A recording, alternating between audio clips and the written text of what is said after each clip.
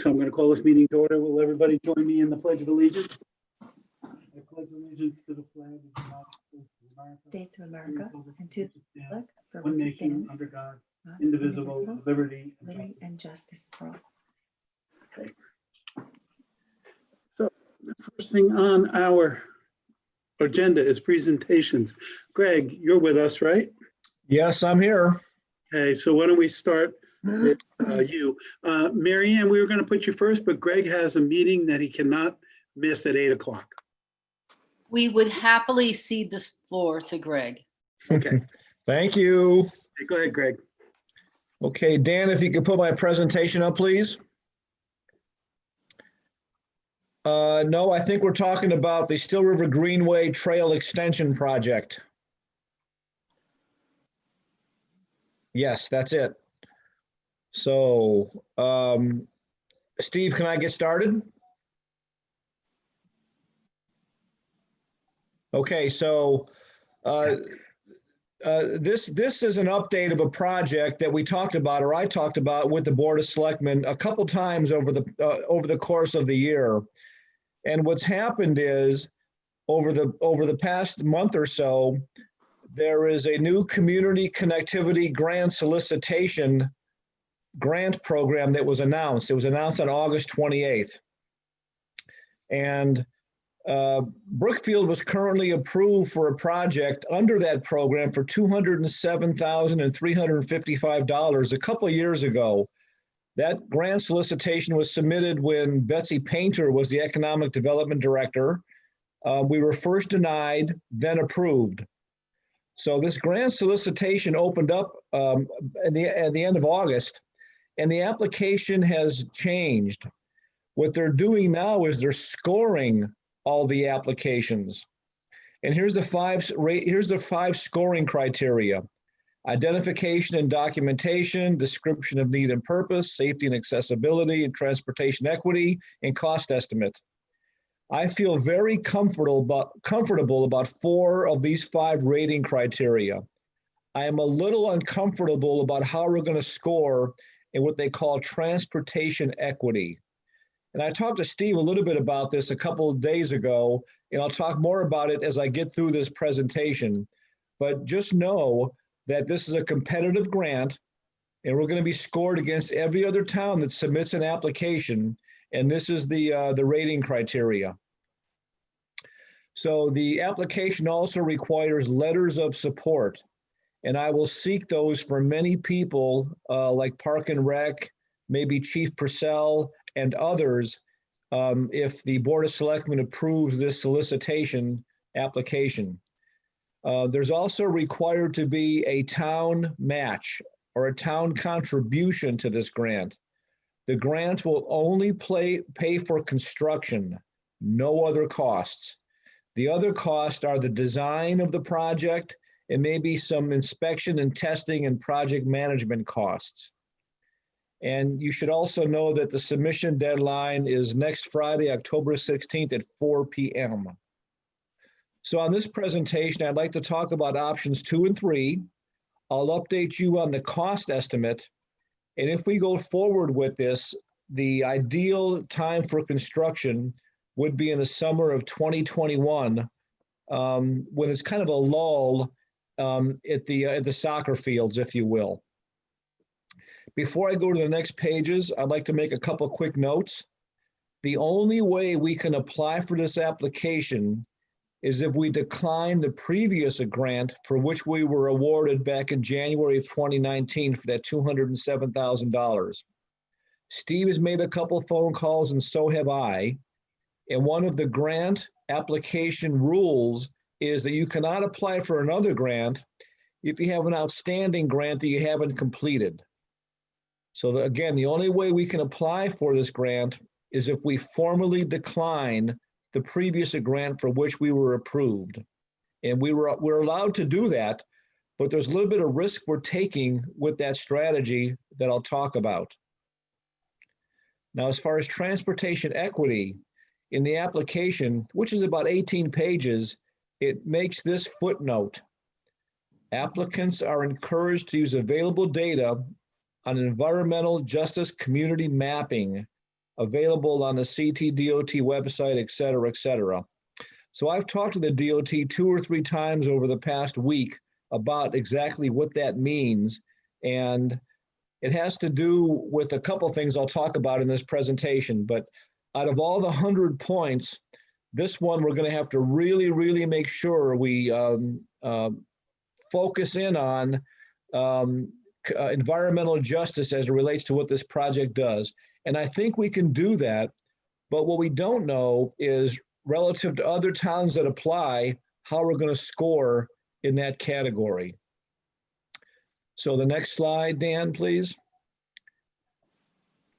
So this is just a quick 2 pages that shows you that announcement for that program. This is the DOT website for that program. I'm not going to go through it, and it just talks about the announcement of that grant. And it's a 13-page page that talks about that grant. And on this presentation, I've just pointed out 2 of the first 13 pages. The first announced that solicitation, and page 2, as Dan scrolls down, has an alphabetical listing of all the towns that have been previously approved under this connectivity grant. And there's Brookfield for that $207,000 project that I mentioned. And by the way, that grant never expires, at least it hasn't expired yet. So if we decide to go forward or not change our path, it's not like that $207,000 has an expiration date, but we do need to kind of, I think, move this thing forward. Now, I've not printed out the last 11 pages of every other town that's been approved. I just wanted to point out on these 2 pages, the solicitation and the fact that Brookfield is approved and we're listed for that $207,000. So next page, Dan. So just as a reminder, we talked about, and I've talked about to the Board of Selectmen, 3 different options over the course of the past year or so. Option 1, which is not feasible, was to run the trail from the existing Still River Greenway, which is in the upper left corner, along the east side of the lower PTAC field. And I did not show that option here because that option is not acceptable to really the Board of Selectmen nor the North Park and Rec, because that trail would run right at the boundary line of that soccer field. Because of slope and drainage and the irrigation system, that option simply is not feasible. So at the request of Steve, we looked at options 2 and 3. Option 2, which is the preferred option by the Park and Rec Department, runs us on the other side of the lower PTAC field. But if you notice, and I think you would know if you've been to that field, that it's right along the state right-of-way line, and there's a very steep runoff on the back of that soccer field down to Route 202, and it's very narrow. Because that option was rather expensive, we looked at option 3. And option 3 would run us between Kids Kingdom and the upper PTAC field along the Town Hall roadway parking lot, and then tie into and get us to the new parking lot there just north of the fire company firehouse. So those are options 2 and 3. All options have been fully surveyed. We have high quality cost estimates, and that's what's under discussion this evening. So just a little reminder for you on these options. Let's talk about costs. I'd like to start by pointing out or going to the right-hand column on this slide. And option 3 is the option that was approved by the Board of Selectmen at their February 3rd, 2020 meeting. And again, option 3, which was acceptable to Park and Rec, but not the preferred option, we got down to $390,000 by taking out some line items. And with the $207,000 grant, that option would have cost the town $183,000. Now, back in February, after the Board of Selectmen Selectmen approved that option, it was presented to the Board of Finance. And as part of the budget process, that option or that project was tabled. It did not pass, I don't believe, the capital plan for the year. So basically the project went on hold. So here we are now looking at a new grant that allows us to apply for up to $600,000 for this new solicitation. And with that, we've updated options 2 and 3. And that's what's in the middle section of this presentation. So the preferred option by Park and Rec is option 2.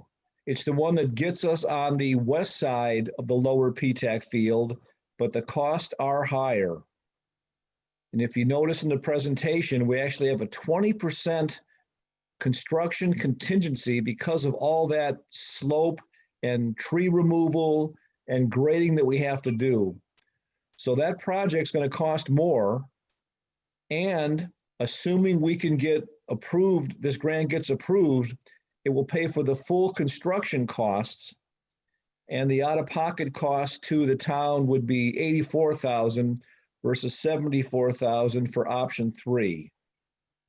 The other nice thing about this option, and another reason why it's much more than what I presented to you back in February of 2020, is that we're going to apply for the full paving of that gravel parking lot on Pocono Road, just north of the fire station, the firehouse. And Ralph Tedesco estimated, as you can see in this presentation, the paving of that parking lot and adding storm drainage to be about $60,000. So you can look at each of those line items and I'll answer any questions. But again, we would have to rescind our $207,000 grant and apply for this grant. The recommendation is option 2, and complete all of that application and submit it by October 16th, which is a week from Friday. So I think there's one more page, or is that it, Dan? Looks like that's it. Yeah, that's it. So that's a very brief presentation for you. I'm happy to answer any questions. Thank you. Guys, if you remember, we looked at this, Sue, and Yep. no one was happy with that final design. We did send No. it forward to the Board of Finance, and in talking to them, given all the constraints on our budget, it just didn't make sense to do something partially. Now we have the opportunity, and primarily the reason the town would have to pay so much under the original approval is we had about, again, 3 weeks to put together the bid. Dennis DePinto and his team did it as quickly as they could, Yeah. but our guesses were off. Now they're not. Now we're much closer because that came in at $390,000 and we thought it was going to come in somewhere around 250 maybe. So I think we should, this is Can I my ask a opinion. question? Sure. Okay, so obviously the fact that if we can get $474,000 is fantastic. My We question might. is, with the lists of 11 pages, I guess, close to it maybe, Greg, of towns that have already been approved, how much money is available? And is it possible that everybody who's already been approved could get their funds? Well, everybody So- who's been I mean, does it approved, equal itself? Could we get as much money as we want? well, it's a guess, but remember this came out, it was 2 years ago, right, Greg? We had, no, 3. 3, It started with Betsy Painter. right. And Dennis put together the thing. So my guess is all the towns that on that list can't apply because they haven't finished their grants. Okay. You can apply. How much money is available if we're looking for almost $500,000? Greg, do you know what the amount is? I know there's an upper limit on how much you can borrow. 600,000 is the most. $600,000 per applicant is the upper limit. You're allowed one application per town. Now, the total money available in this grant, I don't have the website up in front of me, but that's listed. And I'm sorry, I just don't have that number in front of me. Okay, It is in the millions though. I guess So- okay. I just want to know that we're not, throwing away 200,000 and Yeah, that's, not being greedy, but, hoping to get double that. yeah, plus that's more. it's a risk, Sue. There's no doubt about it, that we might not get approved for this grant a second time. We think we've worded it better. We think we've done a much better job at filling out the grant, and Greg is really good at this, but you're right, you're taking a chance. But we would have to find either about $250,000 in town money under the existing grant to get to where we really want to be. Which is very hard to do these days. It's And, very hard. and I think going back to the design that we had chosen, and the reason that we really chose it, and what really sold me on the whole idea, was that we can get people down to the fields. We can get them Right. down to the concert. I mean, Right. that's kind of what our goal is. Otherwise, if we went with the plan that no one really did like, you're basically like running along the sidewalk. Yeah, and you, then you down the still hill. can't get, right, you can't get people down to the gazebo or the fields. You can get them a little closer, but not to the fields if you're in a wheelchair. So I think that the revised option is a much better option.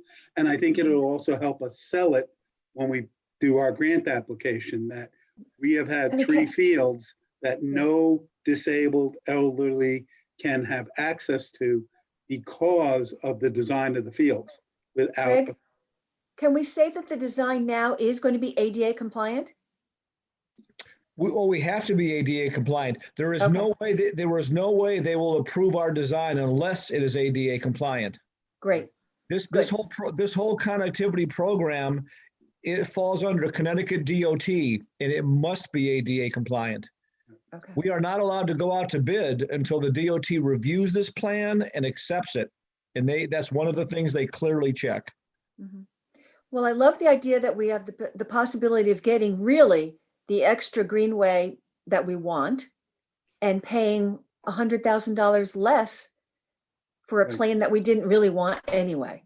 So, and if we don't get it, well, go maybe back it's to just square something that one. doesn't get done right now. Yeah, Okay. because It's like- right now, I don't see where we're gonna find. Again, I have to emphasize that I'm sorry, With- Greg. Go ahead, Greg. What's really different about this cycle, if you read the application that Dennis DePinto submitted, and Betsy Painter 3 or 4 years ago, what happens now is they score these grants against these criteria, right? So again, I went to the DEP website and I read about environmental justice, and I can read to you if you'd like what they define that as. And out of all the criteria, that one, I think, and it really depends on which other towns apply, right? If no other towns apply or few towns apply, I think we'll be relatively well. But if towns that apply that are in what's called a environmental justice community apply, I don't think we're going to score as well. And that's just something we don't know. It's a crapshoot. There's no doubt about it. And we don't know if their projects are in need of more money. Maybe what they've been granted already is Now, you can't sufficient get for more them money, to. Sue. We tried to do that. We said, can we keep our existing grant? And based on the new truer cost structures, can we increase it? Flat out, no. Right. All right. All right. So you need to know from us whether we will rescind our first grant and go with this second one. That's correct. And unfortunately, the deadline is, this application deadline is, next Friday. So I've got to kind of move forward on this. There's a lot of work to do here. Okay. All right. I mean, I'm ready to make a decision, Steve.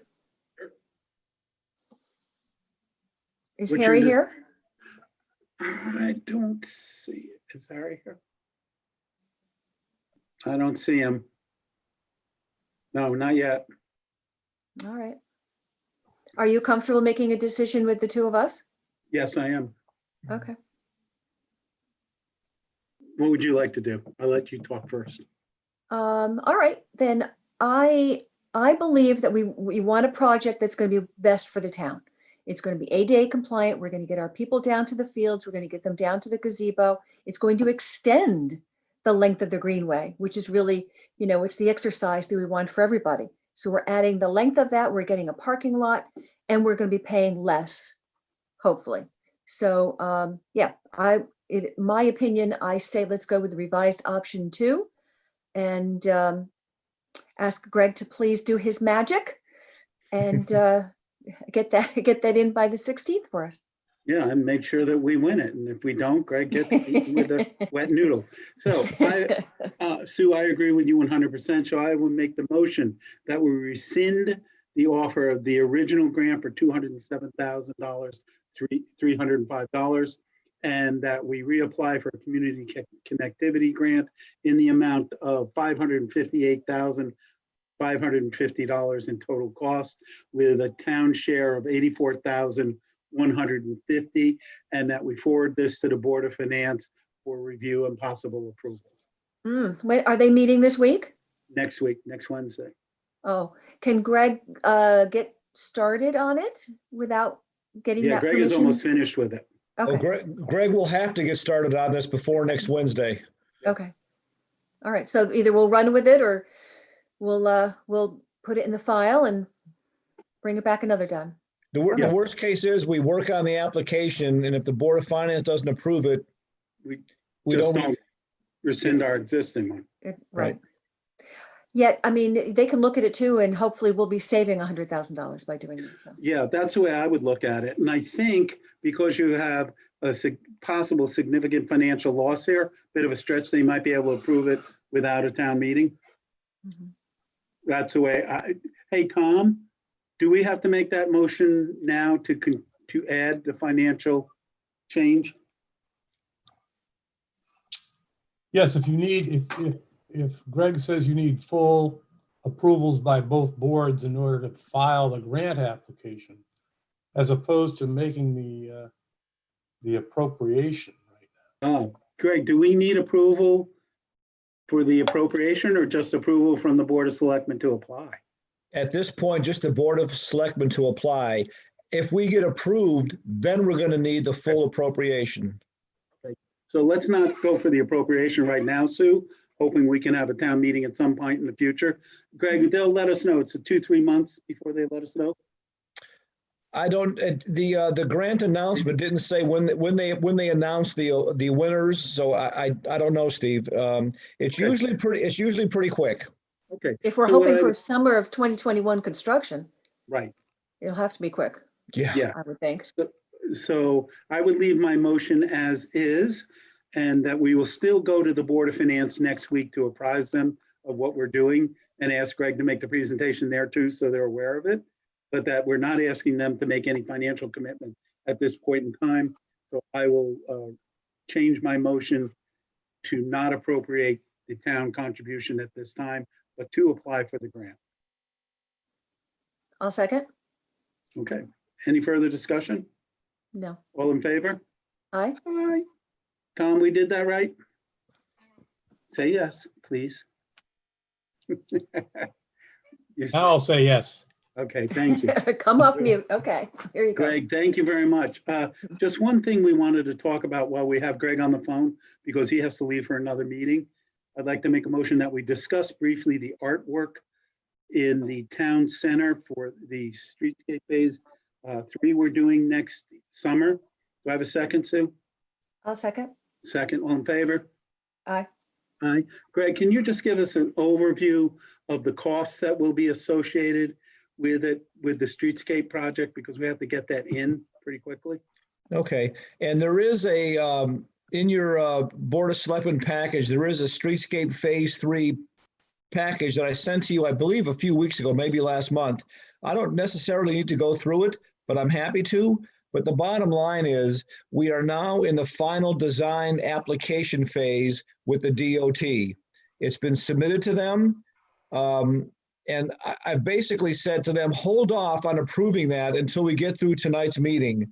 And basically what happens is after we get approval from the DOT, and you can look on this schedule, we're in between September and November, that's where we are. after they approve it, any changes become very painful. They take time and actually a little bit of money because you're redesigning something they've already approved on their state road. So further down on this presentation, and I've said this to the Arts Commission and to the Board of Selectmen before, we've been working with them for well over a year. And our project includes a concrete foundation. It's kind of a two-tier foundation, an outer concrete base and then a smaller, higher base, and lighting that they've requested, uplighting, if you will, built into the concrete for their recommended art piece. And with a little bit of contingency, I will say these numbers are on the high side. Right now in the project, cost estimate submitted to the DOT is $20,000 concrete foundation and $18,000 of what I consider very good lighting and very appropriate lighting for what they're after. So the project's contributing $38,000 to this. And if you recall in the application we submitted over a year ago, we had a $10,000 line item for just what we called art sculpture. The project's now contributing $38,000, and I'm happy that that fits within the budget. And look at the final design budget here, approved by the town and the LOTSIP contribution. So we can fit it in our budget, this $38,000. It does not include the cost of the sculpture, which I believe is $18,000. So we can go forward with this, but the real question, the real issue for us is, if we're not going to put that sculpture up, do we want to spend $38,000 for what might be something different down the road and have to redo this investment of $38,000? So that's the question at hand. And what I said to Steve today is, we can change our design and make this $38,000 an alternate bid item, not put it in the base contract. But we're going to go out to bid here in a couple of months, and we need to have a really good plan going forward, because any changes we make are just going to cost more time and money. Change orders are never cheap. So that's the issue at hand. I'm happy to answer any questions. So if we did it as an alternate bid item, as we discussed this morning, Greg, there wouldn't be any additional costs if we decided not to do it. Correct. It would already be in the package. We would remove this. We would remove this from the base bid, and they would bid it. They would bid it alternately, and maybe it comes back less than $38,000. Who knows? Right. And then when we receive the bids and open them in January, we can decide to accept it or decline that alternate bid item. Right. But it's less expensive to include it now than to put a change order in 5 months from now, adding $38,000 to the overall package. It's cheaper now to have them bid it as part of the project, and hopefully we get some aggressive bids. It's always good to go out and bid in the wintertime when contractors are looking to line up their work for the next season. So it's always good to put this stuff in the base bid and hopefully get aggressive pricing. The last thing we want to do is spend $38,000 and have to jackhammer out or remove the lights and the concrete because it's not the right size for maybe a different art piece down the road. Right. But still, even if it went in as an alternative bid item, even if we made a change next April before it was built, it's less expensive than adding something brand new to the entire project. Yes. Right. So I think we should just leave the 38,000 in as an alternate bid item, right? And that gives us much more flexibility when we make a final determination as to what we're going to do. Does that make sense, Sue, Harry? What do you think? Yes. I think so, yes. Okay. So Greg, let's go ahead and do that then. Okay, so we're going to make this $38,000 an alternate bid item. Right. And if the bids come back very aggressive and below what's been approved by the town, we can put it in. Right. If it comes in more, we'll have to have another conversation. Okay. Well, if it comes in less, we might be able to use some of this money to actually buy the artwork. We could do that. We could do that. I mean, because the LOTSIP is not going to pay for the artwork. They made it very clear it's non-participating. The state is not going to pay for the town's artwork. So it would have to come out of town funds. You can see that town column. The town approved 260,000. I'm looking at 245,000 now. Right. Hopefully, the So- Lotsip piece comes back lower. Yeah, Mhm. we might take care of the problem then. Okay. Okay. Makes sense.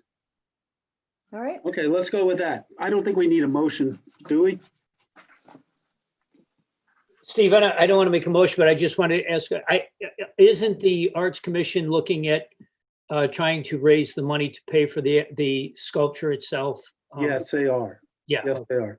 Once the final determination is made on that, then they will do some fundraising. Okay, good. And we might be able to contribute something from the town side, which would be great. I'm sure they'd appreciate that. Oh, I'm sure everyone would. Make it a lot easier for everyone. Okay, Greg, thank you very much. We really appreciate it. Any other questions for Greg? No, thank you, Greg.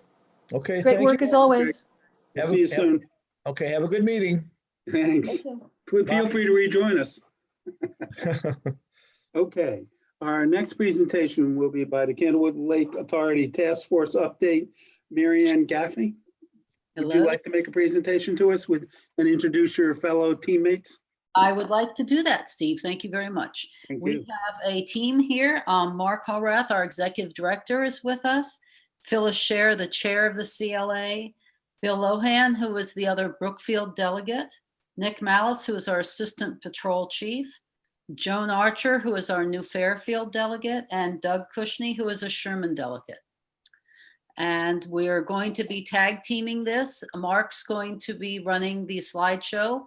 I'll be speaking first. Mark's having a little bit of an internet connection issue at home, so if we lose him, Joan will pick up on the slideshow, okay? I just Joan? need permission to Hear your- share a screen if I could. You should be all set now, Mark. Okay, thank you.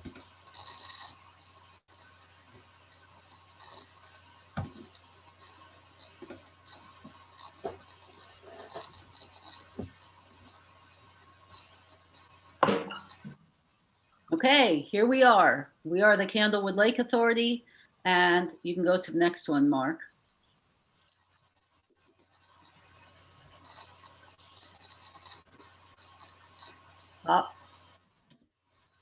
Reason we're here is because the CLA is responsible for public safety on Candlewood Lake.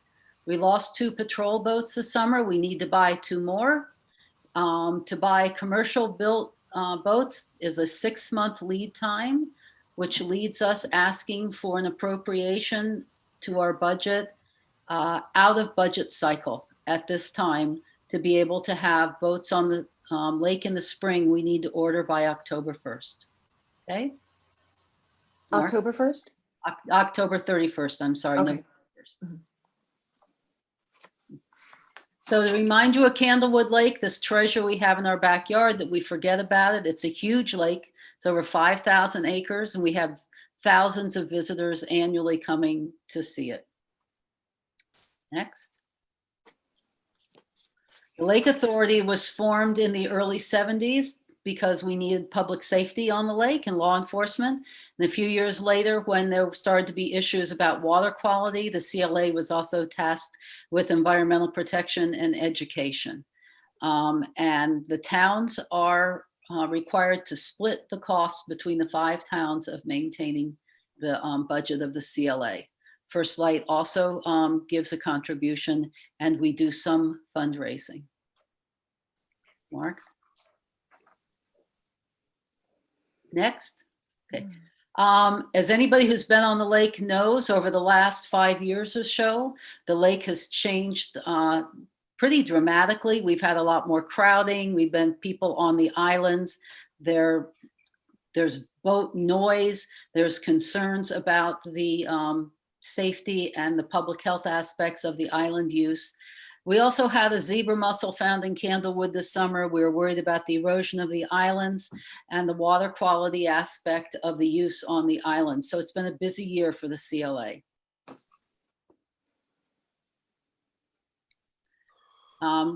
We'll talk about the Marine Patrol tonight because that's what we're concerned about. And basically what you need to know and understand is the Marine Patrol, sorry, Nick, are your police on the lake. Go ahead. Mark? Yep, there's about a 2-second delay or so. That's okay. The CLA does a boat count every year where we actually go out early in the morning, 2 mornings, and count all the boats that are docked on the lake. And what you really need to know about this is, one, the number of boats on the lake obviously is going in a steady direction. There's a little dip after 2018 because we stopped counting paddle boards. But even though the upward trend doesn't look that big, what you really need to look at is over the last 4 years, there's more than 250 more registered boats just parked on the lake. This doesn't count people that come in at the state launches. It doesn't count anybody that comes in any of the town launches or the community launches. So 250 more registered boats and an 11% increase in PWCs, personal watercraft. Okay. Are the boats getting larger too, Marianne? Well, there is a limit on how big your boats can be, but we're seeing different kinds of boats. We're seeing wake boats that are causing different problems in the lake than we're used to having because they put up a huge wake and they are impacting people's shorelines. Thank you. You're welcome. So this summer, as the CLA was grasping on how to deal with all of this, we also had our zebra mussel. The town boat ramps were closed. First Light closed the islands. The new Fairfield Board of Selectmen is looking for a noise ordinance. And then Governor Lamont shut down the state boat ramp in Danbury. And as you can see by our lovely picture there, this is what the islands were looking like as people were going and spending the days on the islands, leaving everything they brought with them and everything else. We can go on.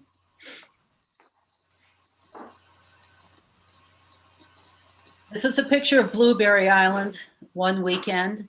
And as you can see, we've been discovered. And this problem just isn't going to go away. We're not going to have fewer people. This is we forget how beautiful this lake is and how much different it is than anything anywhere near us. And so we have to assume that we're going to continue having a tick up in boaters. Go ahead, Mark. So let's look at what that does to the patrol. Just between last year and this year, almost 3 times as many accidents. And what you need to really look at there is the service calls. That's only through September 8th, and that's 600 service calls by the patrol. It doesn't include when they stopped and gave people verbal warnings. It doesn't include assistance or anything like that. Over 600 service calls in just a couple of months just shows you how busy the patrol is. They're going from service call to service call to service call. Next slide. So when we started the beginning of this year, the CLA had 3 boats, which is what we have been running, 2 patrol boats and 1 environmental and education boat. So we had the Robalo, which is on your upper left, the 2017 Robalo. We had the 1997 McKee. And then in the lower right, you see the 1993 Steiger, which was used for environment and education. At the beginning of the year, obviously, we knew we had COVID, and there was a decision made that we could not run the boats with 2 patrolmen on each boat. So we would have to run boats next to each other because the patrolmen always have to have another person with them. So we bought this 1999 Aquasport with a generous donation and some of our own money so that we could run 2 boats side by side. You want to go to the next slide? This gives you an idea of what it looks like when you have 2 boats side by side on our great big lake that's not set up in a very easy way to patrol. So even though we had 4 boats out on the water, look at the great big parts of the lake that had no patrol. And this meant that our boats were running 12 hours a day, 7 days a week, some of them. And there was just an unbelievable hourly use that had been totally unanticipated by the CLA when we were making our budget last year. Mark? This is a picture of our boats out on the water together. Next. So this is where we were. The Steiger was in service, and that was our education and environmental boat, and it had hull failure and motor failure. The McKee is also out of service, also had hull failure. So that leaves us with 2 boats, the Robalo, which was a patrol boat, and the Aquasport, which was a patrol boat. You want to go on to the next, Mark? So looking forward, we know that we have increased lake usage and more traffic, and we have noise, and we have health and safety issues that we're looking at that all have long-term ramifications. But we also only have 2 operating boats, and we know that we probably should have more than we've had before, because as the lake traffic has gone up, we have kept to our 2 patrols on the weekends, which is frankly not anywhere near enough. So the first step to address all of these other issues on the lake is to make sure that we have enough boats, and well, we have enough patrol shifts out there. And to have patrol shifts out, we need boats. Mark? It gets a little hard to watch, so this slide shows you.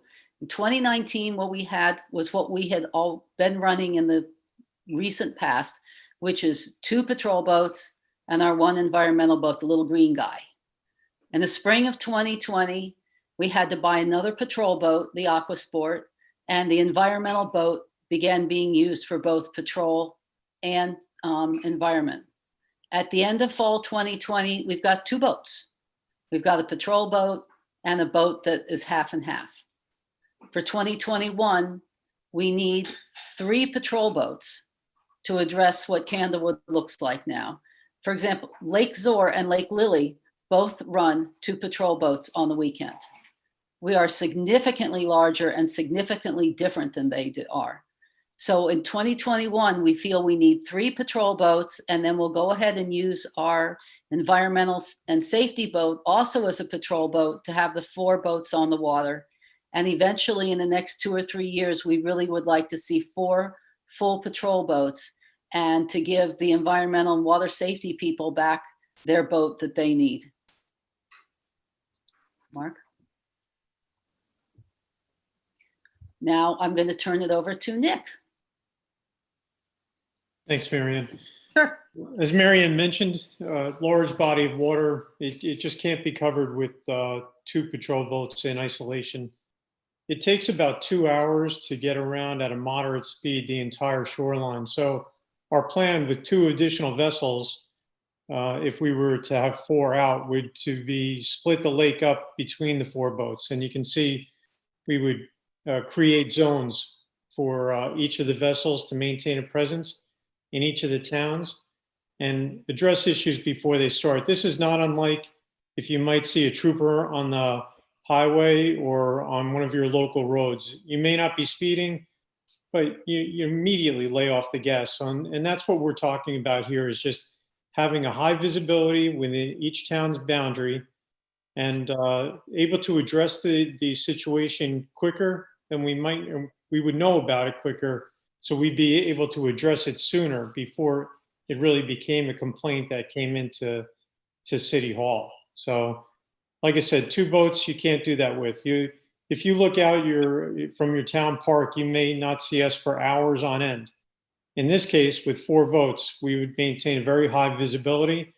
We would also be able to do special operations. Go to the next slide.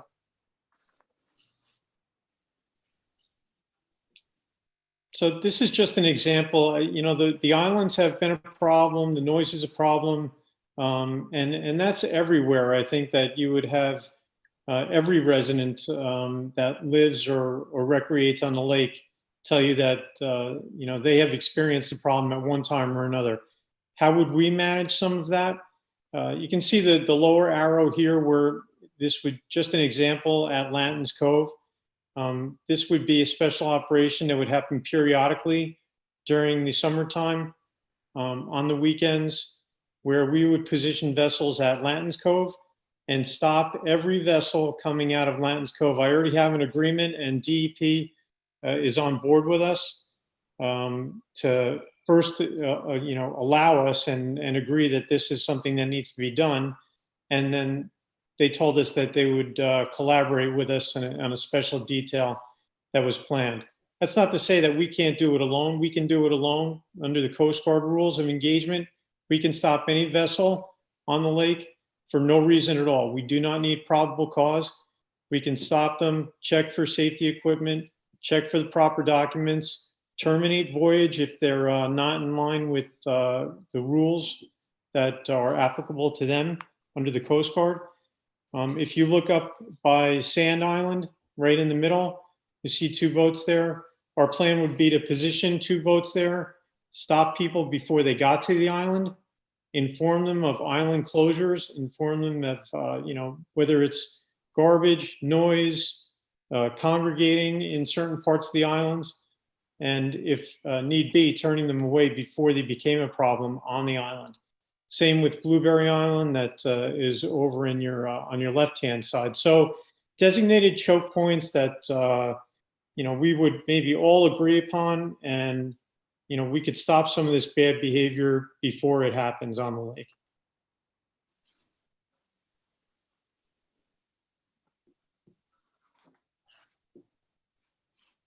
Marianne, you going to take this one, or? Well, I can take this. So what we like to see next year is our 2017 Robalo and our Aquasport.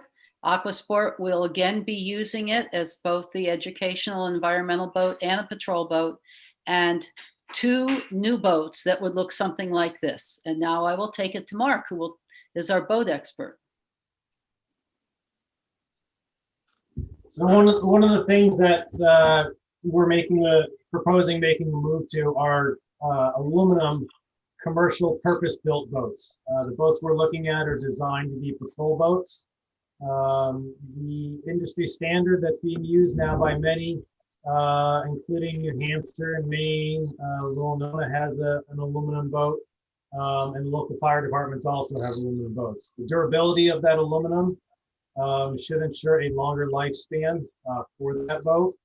And the boats that we're looking at are more capable of towing than the current CLA fleet. One of the issues out there is that there are no options for towing disabled vessels since CETO left the lake. The marinas will generally only tow their own customers, which Nick can attest that we've done many tows over the course of the summer. And these boats will be highly capable of doing that. And also, of course, the lake usage has been changing. These aluminum hulled boats are much more suitable for landing on islands, things like that, than a fiberglass boat. Mark, I'll just mention also, they're lighter, they're faster, and they don't use as much fuel. And as Mark had mentioned, it's a 22-week season in general. If the weather's really good, then the season might be extended by a couple of weeks. And there are several tows every week that happen, and they happen at all times of the night. And in general, we don't want to drop anybody off in your backyard if you live on the lake. We like to take them someplace to a public marina where we can get them some help, get them a ride, and if we're close enough, maybe back to their point of origin. But anyway, just keeping in mind the number of tows, it's substantial, and it's a big strain on these fiberglass modified recreational vessels. The three boats that we're looking at here are Metal Shark, Silver Ships, and Munson. Outfitted with 250 Yamahas. They are all aluminum hulled boats.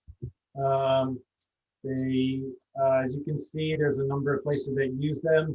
Winona uses the Metal Shark. They have one of those. They've had it for about 3 or 4 seasons.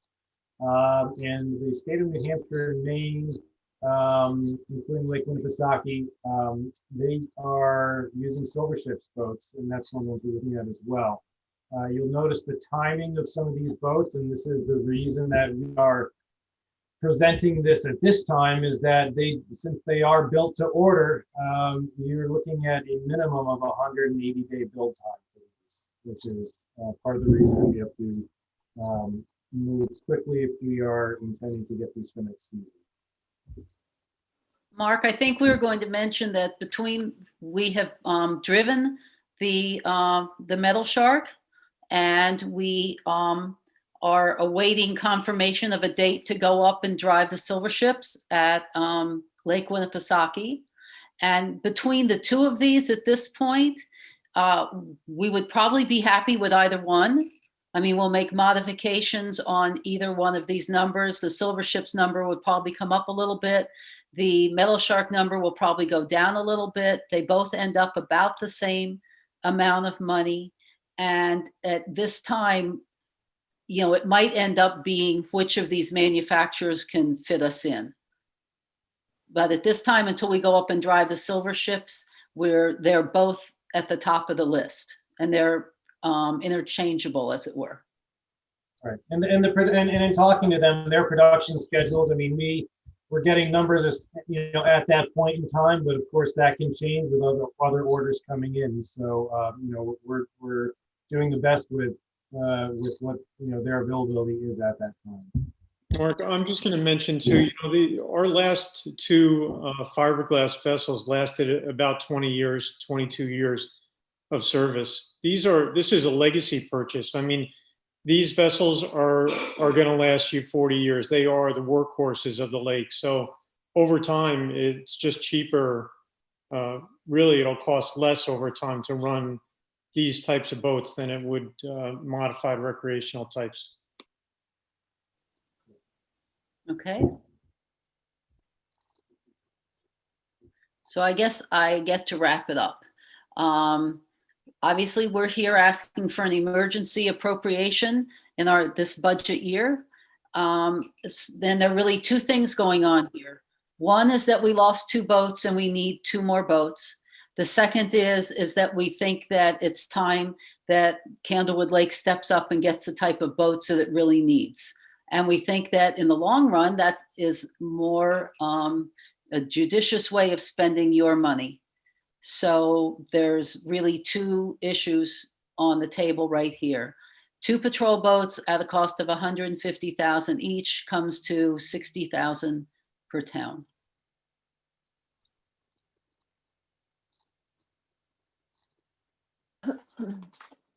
Do that. Sorry. So Yes. Sue, Harry, any concerns, questions? I know I've spoken to Mary Ann and team on a number of occasions the last few weeks, so I don't have any questions. Mhm. I don't really have a question. I'm just, I can certainly see the value and the importance. And it's not a question, it's just a statement. We have no idea where we're going to be at the end of the year with trying to keep the municipal buildings, especially the schools, open. We've already invested $1 million. We have a $45 million school budget, and besides that, we've invested close to $1 million, correct me if I'm wrong, to get them open. And we have no idea where we're going to be, if they close, or if we're going to have to increase that, how long it's going to last. You know, I'm not saying no, I'm just concerned with spending money when we're in a predicament where we really have no idea where we're going to be 6 months from now or 3 months from now. Sue, any concerns, questions? Well, my initial concern was, you know, were we going to, with the extra boats, increase the number of officers, which would mean, you know, payroll would go up. But it looks like we're just starting off with 4. Hopefully, we're going to end up with 4 next year. So that's not a concern.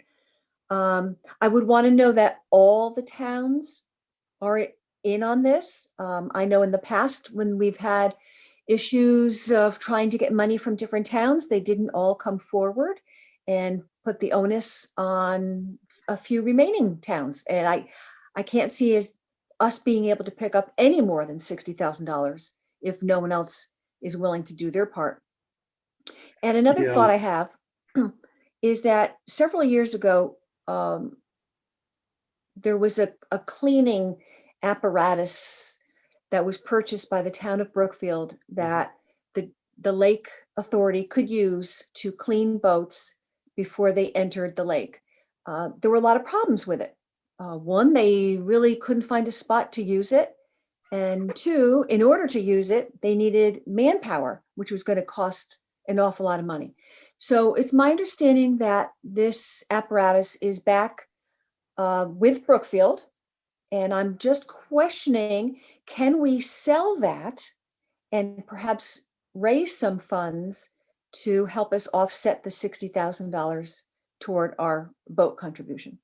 Yeah, that's a very good idea. I think, given that we've not been able to use this piece of equipment in 6 years, and I don't see where we will be able to use it, we paid $25,000 for it. I would think we could get some, I'm taking a guess here, 15 to 16,000 for it. It's basically brand new and unused. I don't know what the market is, but I would think it would be 15 or 16,000. Harry's point about coronavirus is a very good one. We have, and Marcia will give us an update on it, but we are managing the coronavirus additional expense very, very well. You know, we have had a lot of money in our contingency fund for coronavirus. We are well under. The schools are still within their own budget by paying for coronavirus expenses out of savings that they're getting from transportation and other things. So from the coronavirus and the overall budget standpoint, I think we're in very good shape. And Marcia will give us a better idea when she gives us her financial report. But at this point in time, I think that this is, I have seen pictures of Salt Island with 40 boats rafted on it, with 200 at least kids, I call them kids, between 18 and 30 years old, not social distancing, right on top of each other. We need to take control of the lake back, and you cannot do it with 2 patrol boats on a Saturday. You need to have, as Nick said, constant surveillance, constant presence. It's like having a cop down at the end of the block. You're much less likely to do something you shouldn't be doing if you see a cop right down the street. Now, I own a boat and I've been out on the lake for 24 years. It has never been like this. Even last year wasn't like this year. It is crazy. And I think we're really working towards the point where we're going to have a tragic incident and we're not able to respond to it. Because if we have someone down at Latins Cove and somebody gets hurt up into Milford, and it'll take them 15 minutes to get there. That could well be too long to get there. So, Yeah. Go ahead. I was just saying, we'd have to think that the uptick in people were folks coming from out of the area, trying to get out of the city, trying to get away from COVID, have found Candlewood Lake.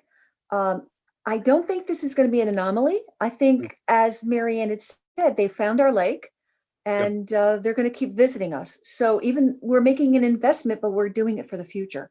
Yes. And it's not going to get better. You're right. This is, the problems New Fairfield has been having with Squan's Pond for over 10 years. Yes. Massive amounts of people going there, massive problems. We've even had it down at Lake Lillonona Shores, much more this summer than in past summers. It has helped a lot that our police, Marine Patrol goes out of Lake Lillonona Shores, but we've had parties there with 30, 40 people, which is fine, but they're swimming, they're leaving messes. You just need good coverage. Now, it's better now because we can have police officers actually drive down there, and we've redone the road so they can get down there. But prior to this year, if a police officer was called to Lake Lillonona Shores, we have to send 2 police officers because you're not going to have one guy walk down into the woods on his own. I agree with you. I think now that people have found our lake, they're going to continue to come to it. They're going to tell their friends about it, and this problem is not going to go away. So I would make the motion that the Board of Selectmen approve the expenditure of $60,000 with whatever sum we can receive from the sale of the marine wash station to offset that $60,000. And in keeping with the governor's executive order, because it's a health and safety related issue for next year, and we have to order this boat by October 31st, that I do consider it health and safety related, and therefore it is not in need of a town meeting to approve the 60,000. And I make a motion to include that money coming from our capital non-recurring fund, of which we have about 200 and some odd $1,000 that is from projects that have been completed, but we did not spend the entire amount. And Marcia can give us the details of that when she gives her financial report.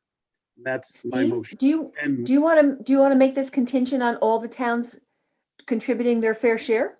no, because what the rules of the CLA are, if 3 towns vote yes, everyone has to kick in. Now, Well- they're not, if everybody doesn't kick in, they're not going to be able to buy 2 boats. Am I right, Mary Ann? The wording for the CLA is that, and that's exactly right on the budget. It's not totally clear when we're asking for a emergency appropriation to add to the budget, whether that's enforceable. Right. Okay? Yeah, we can get our lawyers to look at that, but you specifically worded this to increase your budget by $60,000 per town this year. So Yes. I would say it falls in under. I would still say that we move forward with this and make this appropriation under the guidelines that I've stated in my motion, and that we move it to the Board of Finance for review. Steve, may I interject? Sure. When we were trying to seek funding from the 5 towns for the Robalo, we ran into the same kind of problem because each town has a different criteria for funding. Right. But once we got, I think it was 3 towns on board, the other 2 came along. I think that they were just hesitant about it. And once they saw that we had the support of 3 of the towns, they followed suit. And I definitely think this is a severe health and safety issue on a critical basis. Mhm. Thank you. Yeah. Thank you. Sue, Harry, any further comments? I mean, I'm thinking that I'm going to vote yes, but I'm a little bit confused.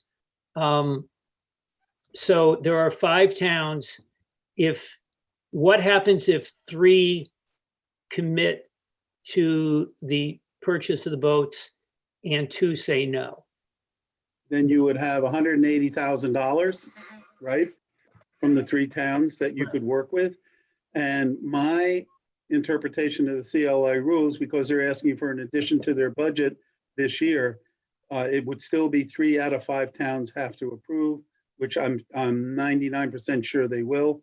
New Milford and Danbury have not committed yet, but I think they can both see the absolute need for this. I don't think you can deny that. When you buy and the problem is we're down 2 boats. You know, this Right. goes back to our planning, not planning ahead, far enough ahead. Right. So if we have 3 towns in and we have 180,000, if the other 2 towns say no, we just cannot commit to this. Do we go with 180,000 and buy what we can with 180,000, or do we have, or is each town going to be responsible for more than 60,000 to get the 2 boats? I think each town, my personal opinion is, I think each town would be responsible for their portion of it if it's approved by the 3 towns. Tom Beecher, do you have any comment on that? I know you don't watch the CLA inside and out, but we'd like to get your input on I don't that. think, we couldn't possibly have to pay more than the 60. No. We would never pay more than our fair I think that share. was Harry's point, was whether the towns would have to click, the 3 towns would then have to kick in more than 60 to get to the 300,000. No. But I don't have the CLA ordinances handy, so I couldn't comment on the budgeting. And the commitment by 3 means the other 2 have to kick in. Yeah. So what would, if 3 towns said yes, they'd have 180,000 so they could get 1 boat at least. Yes. Then you work your way through it, moving We're- forward. Yes. But I Absolutely. honestly believe we need these 2 boats now. So we would not be committed if, and again, I'm hoping all 5 towns would go in, but if 2 towns said no, we just cannot commit to this at this time, we would still only be putting in the 60,000. We would not be Correct. going higher than that. I would not support putting in more than our fair share, which is 60,000, Now, Can you does say this, not to exceed? not to exceed, right? so does this affect this, would this affect in any way the two towns that don't kick in or don't commit to this? They would still get, this would not They lessen would still their, get service. lessen their service. They would get equal service. I don't think you can say. No, I know. I just, Boats in Brookfield. right. Although that is a nice thought, right? Well, no, I wouldn't want to do that. I'm just No, saying. I wouldn't either. I wouldn't either. No, I have one I other think, question. Steve, I have one other question that and again, forgive me if I missed this, or towns, boats that are coming in that are registering, that are not residents of the 5 towns. Is there an additional cost for them to register a boat onto the lake? nope, they can just go, they can come from New York I know, without a why, driving license and launch their boat. do we have the capability, or do we have the right that if you are not a resident, that there is a different charge? If you're not a resident, Nope. there's a different charge. No, I wish we could. I wish there was a fee that if DEP controls the launch ramps, Right, particularly Latins Cove and New Fairfield, I believe, and they have the authority to do whatever they want, right? Inspect boats, do whatever they want, but they don't. They don't charge anybody to come on the lake, right, Marianne? Correct.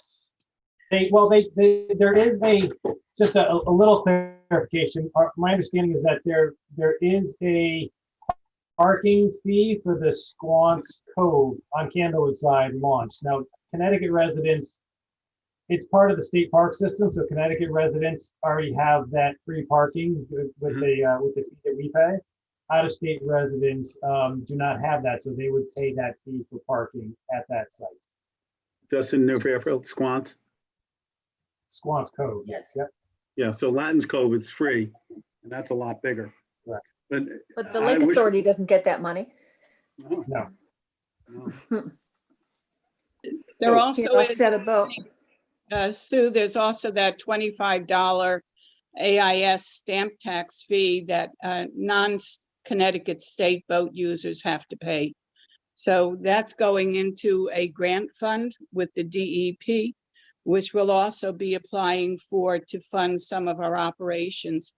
One of the things that I was thinking we might try to do with 2 towns, if they're reluctant to fund their share of the 60,000 because it's interrupting their policy for this budget year, is maybe we can get an agreement from them that it would be tacked on to their next year's budget cycle to be paid then when they've had a chance to prepare for it, in a sense, out of their next year's capital equipment non-recurring fund or whatever, so that they equal what the payments are of the other 3 towns. We cannot purchase a boat on a time payment because we have no assets Right. to create a lease or financing on, which is the other reason why we have to pay upfront for our boat purchases and need to have the funding from the towns. Yeah, we've checked your charter. You legally can't borrow money or do anything like that right now under your charter. So if you get a commitment from the other towns to include it in their next year budget, which starts July 1st, I would assume that these boat manufacturers want to deposit, as is typical, like 20%. If you get that commitment from those other 2 towns, you'd have enough money to make the deposit, that's $60,000 from the 3 towns who are willing to fund you now, or if 3 towns fund you. So you would be in pretty good shape, and then you would just have to pay for the boats when they arrive. We're not sure whether we can legally make these purchases without having the cash in hand. It's something that we still don't have answered. Yeah, yeah. I think we could work that out. We did this with Sherman buying a boat, Mhm. right? Yes. We could possibly We have purchase a through lot Brookfield. of, yes, we have different options to go Yeah. down if we can't. I mean, I think that, the wording here, obviously what we're trying to do is make it part of the budget. Yeah. We can't, the CLA can't force anybody to pay for anything, that's for sure. But, you know, there are other ways to go around to make sure that we have boats on the lake, but we think it's really important, and thank you for agreeing, that we start moving towards purpose-built boats to do what the patrol needs to do, rather than what they've been so ably and too ably doing, which was using you know, residential pleasure craft and making them into patrol boats. And sometimes when you do something too well, you get stuck. And I think that's what happened. Yeah, I think you're right. I think the question of financing and timing and everything can be managed either through Brookfield or Sherman or New Fairfield. I don't think that's a problem. I think what we need to do is to move ahead and make the commitment and get our Board of Finance on board too, hopefully. And so on my motion, I would look for a second. I'll second. Sue seconds. Any further discussion? All those in favor of sending this appropriation to the Board of Finance, say aye. Aye. Aye. Aye, you know, given the conditions that I stated in my motion. Yep. Okay. So that's what we're going to do. And then let's keep in touch, and hopefully all the towns will get on board and we can get these boats and keep people safe. Steve, oh, I'm sorry, man. Go ahead. I had one quick question, Steve. I just want to be, again, so the DEP is basically in charge of the lake. They have the final say. We're supplying the patrol and the safety. And is it that they are not willing to allow some type of fee? I don't care if it's to every boat, whether it's an additional fee to residential boats, is not as far as non-residential, for us to properly make sure that the lake is a safe lake and have it patrolled. I'm The confused. DEP has two answers to your question. DEP has their own patrol boats, but they are spread so thin, they're only on call to us right now. So they could be 4 hours away and you call them, it's going to take them 4 hours to get to Candlewood. Your second part of your question is DEP can do whatever it wants, but we've spoken to them in the past, and I think CLA has also, to manage the lake. Let's put a little more control in place. Why don't we charge a fee? And they've been reluctant to do anything. And do you have, That's where we have would an have. understanding why, Steve? I mean, why would they not want to? Harry, who knows? You know, I've talked to Steve Harding about this on a number of occasions. I would love for the legislature to say, hey, guys, you've got to manage these lakes better. That's my opinion. But they are stretched so thin, and they're pretty open about that, that they can only provide a certain amount of coverage and a certain amount of policing. And if they're not going to do it, we've got to step into that vacuum, or we're going to have the Wild West out there next year again. Yeah, no, I don't disagree with that. Okay. And I would just like to see First Light come through with some more money too. Yeah, I think They're light on what they are. Yeah. Yeah. We Yeah. have Funding. talked to First Light and we have asked them to contribute, and they have not said no. And they've asked for more information, and we're waiting to hear back from them. Just to add a little bit of background information on the DEP and the patrol. I know that the DEP has been asked in the recent 2 years to cut their entire staff and budget in half. So they have been laying off people and doubling up responsibilities for jobs. But in prior years, a question had come up, and I can understand the reasoning for questioning it, on why the DEP did not take over the patrol of the entire lake itself, and what would happen if the lake authority ceased to patrol the lake for lack of funds. And the answer from the DEP to us was that they were providing as much as they possibly could in the sense of patrol presence on the lake. And if the lake authority was unable to provide any patrol presence on the lake, it would be up to the towns to be responsible for it. And the DEP would hire additional private patrol people to patrol the lake and bill the towns at the rate that the DEP charges, and they told me it would be substantially more in cost than what our whole year budget is to the 5 towns, just for the patrol presence on the lake.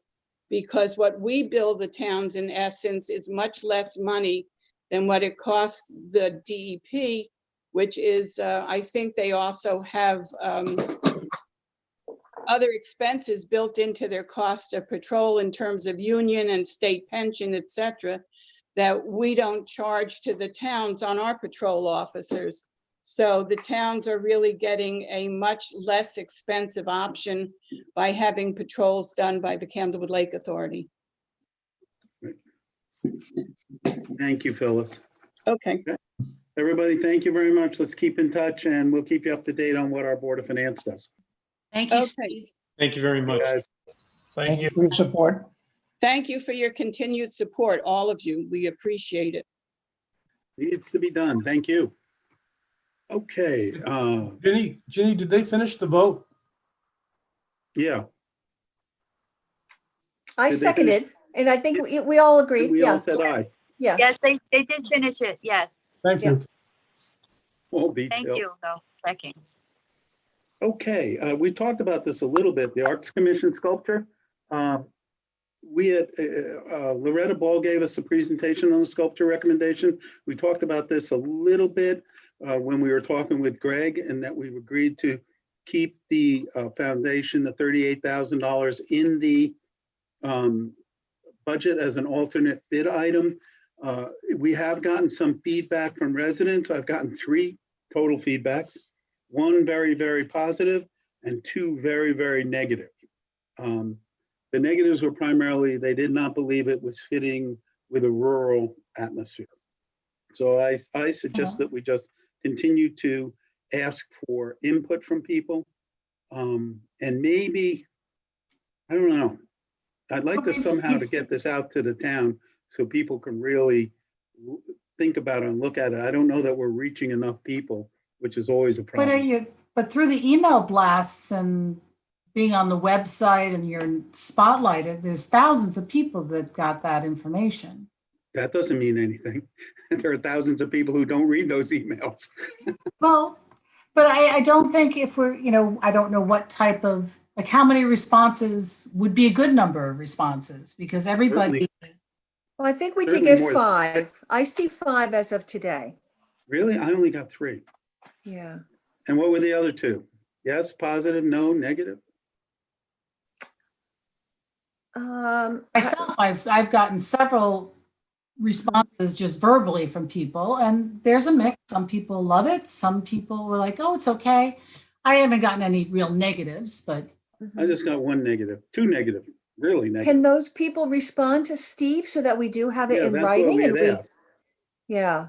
So I know it's one thing to have conversations amongst ourselves, but if anyone does hear it, that would be great if we can, send them to Steve's actually his email address, right? Isn't Yeah, that how that's what we people are have. responding? Right. Yeah, because, excuse me, this is Catherine Malik. I just feel like people who do like it are not necessarily going to take the time to send an email. It's They're the people, satisfied with it. exactly. It's the people who are opposed who are going to get on the email. That's So, That's quite Well, we've possible. only had 3. I Yeah. mean, if 1,000 went out, we've had 3 responses. Well, we When- had a lot of input when we had more input than that when we were deciding the topics that needed to be covered, or and I think we It's covered.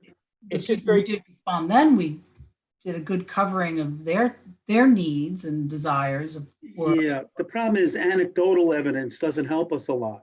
If we had it written down, people say, yes, no, I like it, I don't like it.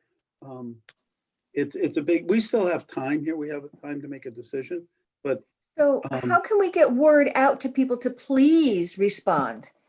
What is I the don't know, best should we- way to get? do a survey monkey? What do you think? Well, I don't ask for my opinion. I think it's. The problem is survey I monkey. don't want to cause the town additional expense. I don't know if a survey monkey is expensive. No, they're free. Can I- we I- send out to our Spotlight? Because I know Spotlight, right? It just went out the end of last week and today's Monday. No. So can we do a special one where you send it out and say, hopefully you've got the spotlight, hopefully you've read it. There was something where we were asking for your feedback on the Arts Commission, just take a second and let us know what your thoughts are. Yep, I will do that. Yeah, We can because send out, Steve, Ginny told us from Sue, you told me that the email blast, that first one only reaches like 350 people, but the spotlight goes over 1,000. That's a lot. I thought we sent it out to Spotlight, but we'll We double check. did both. Didn't? it was We will.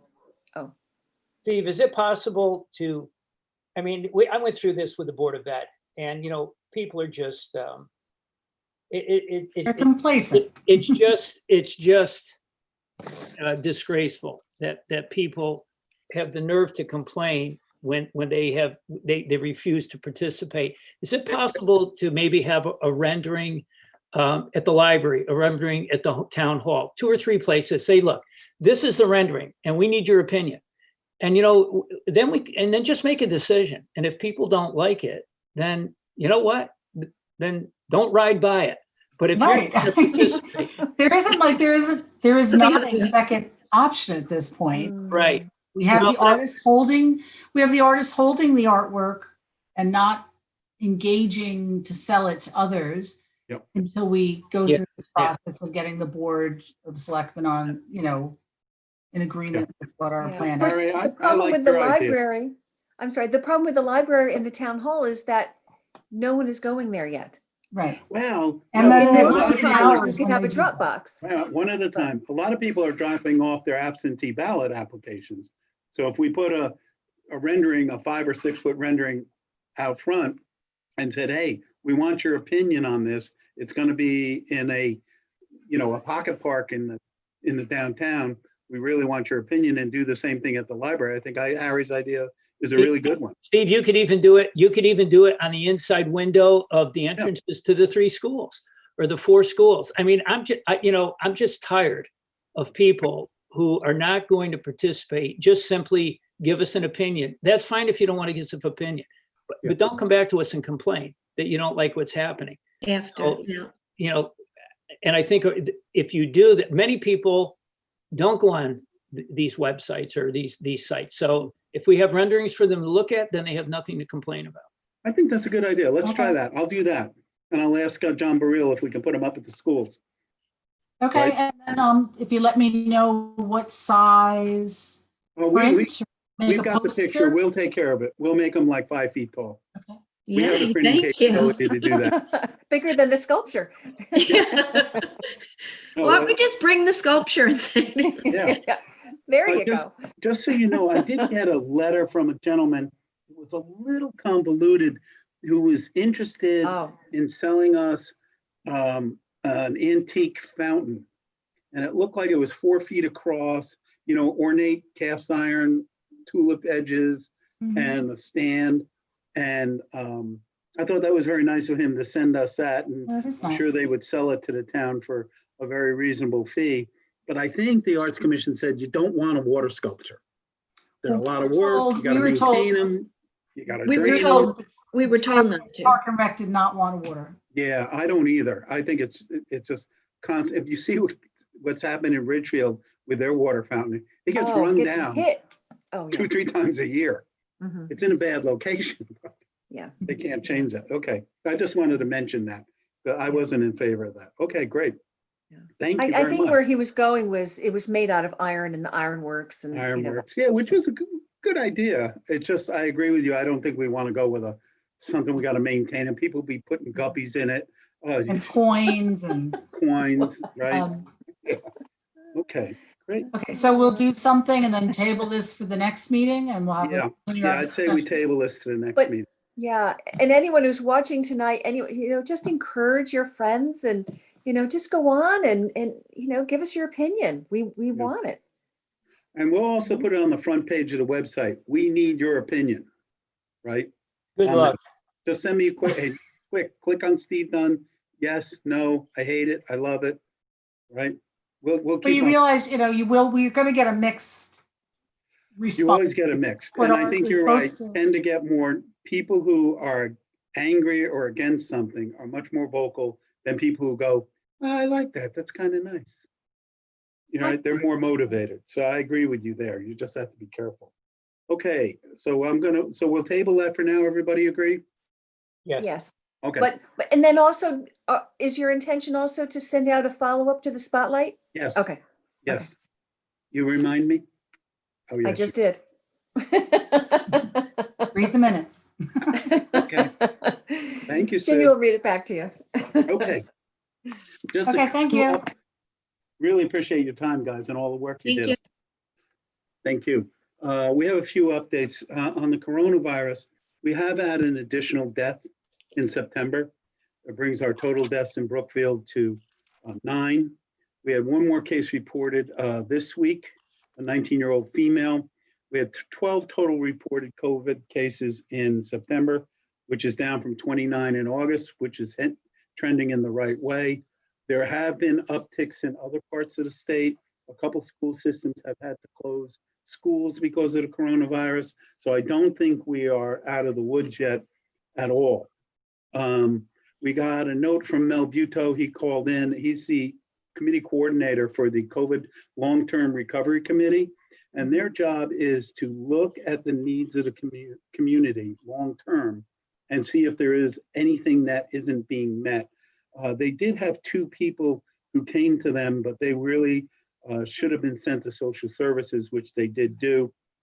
Mel was appointed in June, and we're going to continue to facilitate the process of determining if there are any long-term unmet needs.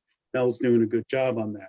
I did want to also talk about the recycling facility. So we have about 400 to 500 residents who buy permits from us to do recycling until last week up in New Milford. New Milford, unbeknownst to anyone else, outsourced their recycling center to a private company. We met with the gentleman who's taking over the recycling center, and I guess he wants to make it a for-profit entity, which I have some concerns is because recycling right now is a service that we provide to residents. It's not a for-profit business. So having said that, it's done. Pete Bass outsourced it, didn't tell us. We met with a gentleman who is now going to run the recycling center. And we had made a determination, or if you remember, they increased our fees for recycling by 50% last year. I went back, got all the numbers from them. We are 8% of their volume. We were paying 33% of their expense. That didn't seem fair to me. So I wrote to Pete Bass and said, Pete, we're about 8% of your volume, but we understand you have fixed costs. We'll pay 15%. And that's what we've been paying. So I had a discussion with this gentleman, Mr. Hanna, on a week ago Friday. And I said, you know what? We're more than willing. We'll relook at the financials. We'll see if there's something we can do. Send us what you think your financials are, your revenue and expense, and then we'll look at it. Monday morning when I got in the office at 7:30, I had a note from him saying that the recycling center was closed to Brookfield residents. One, I don't have a contract with him, so I don't understand how that works. Our agreement is with New Milford.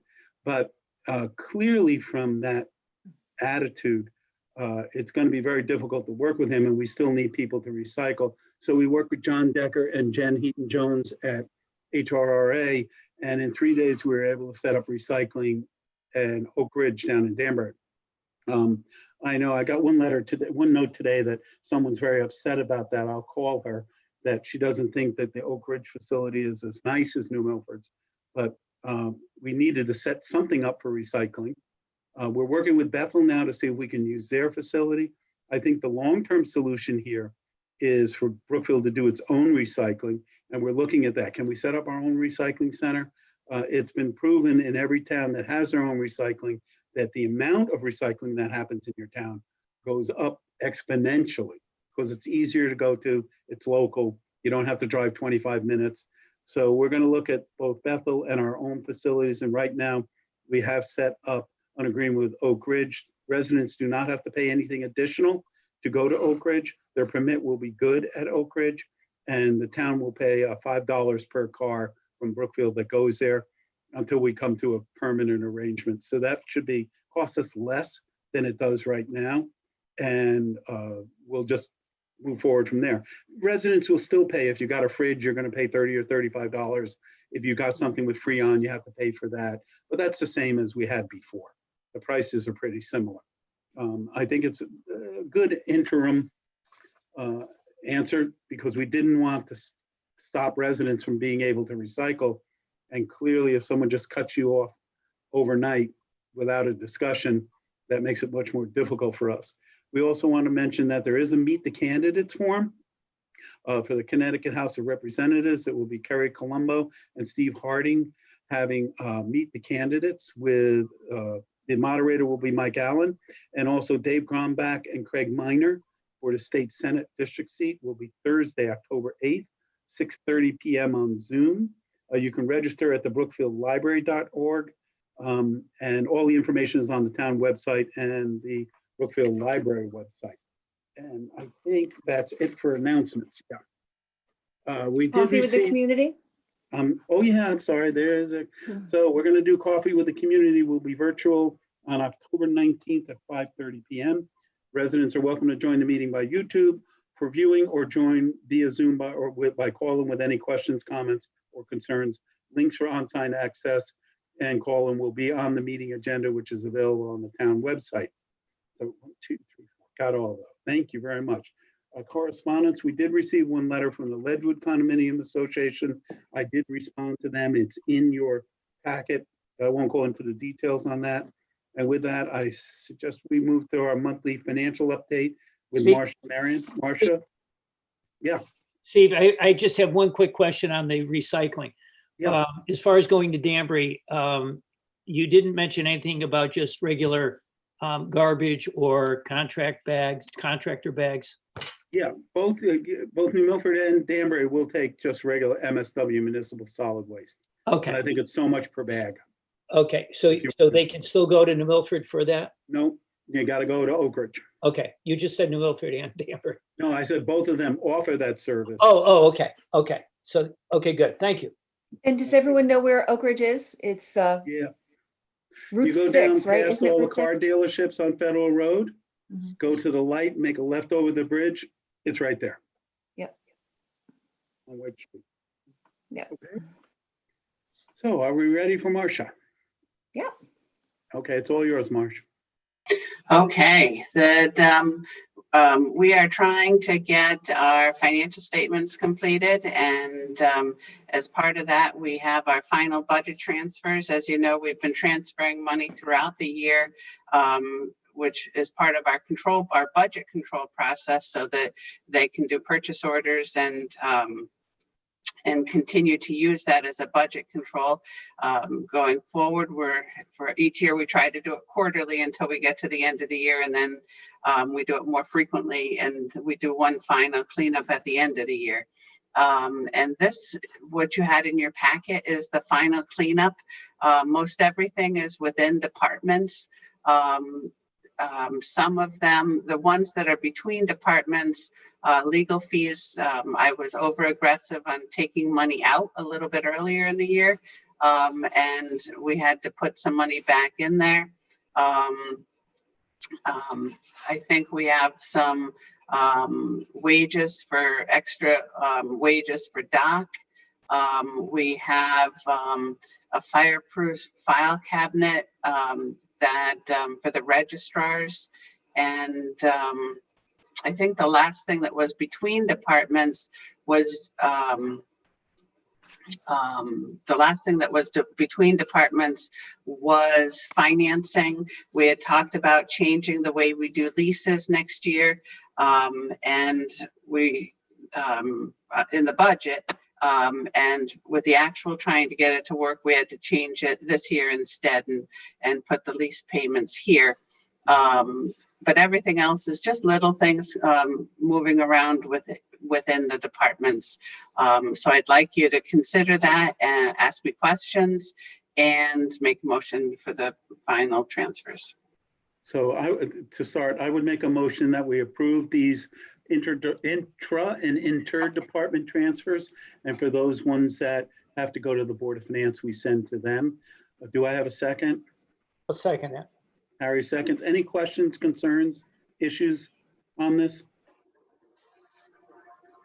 I have none. Yep. I think everybody can see this in public. Most of these 20 cents, $99, $11. There's only a few ones where we really had to make some changes that were more than just nominal. And this is to clear up and finalize our last year's budget, just so everybody's aware. Right. At the next meeting, I'll come with the current year's budget. We just, again, we like to make these at least quarterly so that we can still use our purchase order. Because if they don't have money in the specific budget they need, they're not allowed to do a purchase order. So that's why we need to do it consistently throughout the year. Right. So we have a motion, we have a second. Harry, any questions, concerns? No, thank you. Okay. All those in favor of approving this and sending to the Board of Finance for their review? Aye. Aye. Carries 3-0. Is there anything else you wanted to talk about, Marsh, capitalizing assets? The COVID budget that this you should have received too, that we have a few more changes. I'm just trying to get this a little bigger on the screen. We have a few more changes for the COVID budget that, and it's concerning the voting in November, that we talked last month about additional help that we had asked for more money for the town clerk's office. They do all the work for the voting before to send all the ballots out. And so when we talked with, that said that they might need more help. So this is the new money that they're looking for to send the ballots out. We checked with the registrar about money that would be coming in that they might need. And you'll see down below that they do think they'll need $7,500 more, but they've got some savings so that there's not a net effect. The ones in red are the new ones. That we had our door monitor at town hall that was, we said we'd go through September, then reevaluate. And now we're thinking we'll go through December and reevaluate. She is quite busy down there without being open to the public, just keeping track of people, asking the health questions.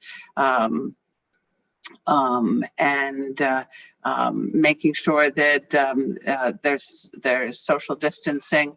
Now with next week, or maybe it was today, that the town hall opened to the public, she's going to be even more busy, busier in there. So that was just extending it October, November, and December. Let's see if I can go a little faster here. The senior center, reopening the senior center, they have the need for the same door monitor and some extra help for sanitizing in between classes. The last thing that we want is to not have good health protocols and have any of our seniors get sick. So that's the money that they're looking for in this tranche through October 31st. There's the savings, so that the total that we're looking for, that year to date, that would be coming from our contingency of $500,000, it's 200,000. 125 was for the school computers and Chromebooks. After that, we started having them take it out of their own budget. In August, there was 28, 25, 19. We're not expecting a lot more in the November, December timeframe that will come to you next month if this is still holding true, that most all the costs are up front. We've got some grants that are offsetting that. The 200 is coming out of expenditures. We have to deal with that separately from the grants. We are thinking that we're going to have 87,000 of revenue. There's more money coming in from the state for the election. It looks like they said it was about $12,000, but they're not telling us, well, is that 12,000 minus these two or 12,000 in total? So this would be our net balance that we're looking for.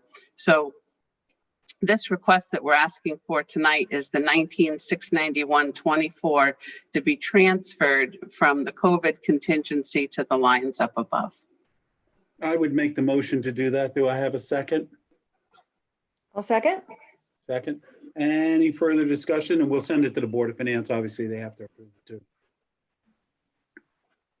Harry, any Interesting that, questions? No. Go ahead, Sue. so I'm just seeing a September 1 change in policy by FEMA. So are they kind of rewriting the rules as we go along? Oh, yeah. Or- They are that right now that they talked about 75% of eligible costs. Originally, they talked about that, and their eligible costs are really just the medical costs, the masks, the gowns. We're hoping that we'll get covered by some of the costs at EMS. So that was, and then on September 1st, they came out to say, no, it's really just the medical costs of your EMS personnel, that where it's clearly stated that that cleaning of public buildings is included. Now it's only the EMS portion of the public buildings. And as far as I can tell, that starts after the 15th of September. It's all just a mess out there that on all these grants that we have to get approval from FEMA before we could go to the state. That the state money is out there, but we haven't gotten FEMA yet. Each week we have a call with FEMA, and each week he cancels it to say, I have no news for you. I have no news for you. The state said that we had to have that letter from FEMA first, and our deadline for filing with the state was August 31st. Nobody's got the letter from the state, so they extended the deadline to September 30th. Now they've extended the deadline to October 31st. But governments don't adapt well, and we're feeling that pain. So my feeling on this is that FEMA is going to leave us high and dry. Yeah. So we should plan on getting nothing from FEMA and consider that when we're looking at these budgets. It's not a huge amount of money, $16,000, we can live with that. But this was a lot more money when we first started, and they just keep cutting the categories that they'll cover. And I think they're going to continue to do that. Right. Yeah, this is July 1st to now. We did have a lot before July 1st, and a lot of that was with EMS. So we're hoping that will be covered, but we think that if it's not covered by FEMA, it will be covered by the state grant, should we ever get to apply for that. Again, I don't have a lot of confidence in either of them, given the way they've handled this. So it is what it is. But we're still in very, very good shape, considering what our contingency is versus what we're spending in our run rates. Yep. And we'll keep applying and hopefully get something. Yep. Yeah, I think we're Okay. juggling 12 different grants right now. Yeah. Oh, geez. Wow. Okay, so Thank let's you talk for all about your work. capitalizing our assets. Are we ready to move? Oh, there? we want a motion on this. We want to finish the motion on this. I thought we did. I made I the don't think motion. I don't think we Did I second? voted. All those in favor of approving and moving to the Board of Finance? Aye. Aye. Okay, So the last thing that I think that was on my portion of things to talk about was increasing the threshold for capitalizing assets. And this is on the financial statements. If you're familiar with for-profit businesses, they capitalize their assets and they depreciate them. We have the same thing in governments for the last 10 or 12 years. And we don't do it on the budget basis. We do it when we look at budget to actual or fund balance. We do it on Exhibit 1 and Exhibit 2. Right now, our capitalization threshold is $5,000 across the board. So if we put in 2 new windows someplace, we're going to capitalize that and depreciate it over 30 years. And that doesn't seem to, nobody really cares, to be honest, about. We want it for inventory purposes, but we don't really need to depreciate it and move it on and off the books. And even the government bodies can't agree themselves. That years ago when this rule first came in, we could not put the standard setting board next to the GFOA that does best practices, because they had such strong disagreements that they would not appear together at the conference. So one said there's no need to capitalize it. One said yes, we need to capitalize it, but we don't need it to be so low. That what we're doing in this month, it should be, is we're getting an inventory done of our assets, anything that's got a value of over $500. So we've got that. We've got it available. If there was ever, heaven forbid, a fire, we would know what assets we had. We, at the same time, we're going to pick what we're going to do for a capitalization. And at first I put this, asked Ginny to put this on the agenda, but then I started thinking about it this weekend on how I would explain it, that we would do the 80-20 rule, that where we pick up 80% of the value, but it's probably only 20% of the number of assets. And then I thought, well, I should just bring this back to you when we have that inventory, so I can tell you what the split is on the 80-20 and kind of get an idea of where we should put it. And right now we're 5,000 for anything. And probably when we come back, we'll talk about equipment is one value. Vehicles are a value, improvements to building are a value, but we're going to bring that back to you next month or the month after. Okay.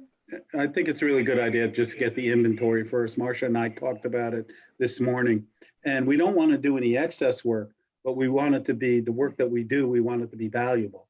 And so if we do the inventory first, which is a good thing, we'll know everything we own, then we'll have a much better idea where we are. And we'll keep much closer track of everything we own with the inventory system, because each piece of equipment will have a tag on it with a label. When we get rid of it, we take it off, we say why we disposed of it. And when we add new assets, we're going to do the same thing. So we'll have much better control over our capitalized items, all items, whether we capitalize them or not. Okay. Any questions for Marcia? I'm all set.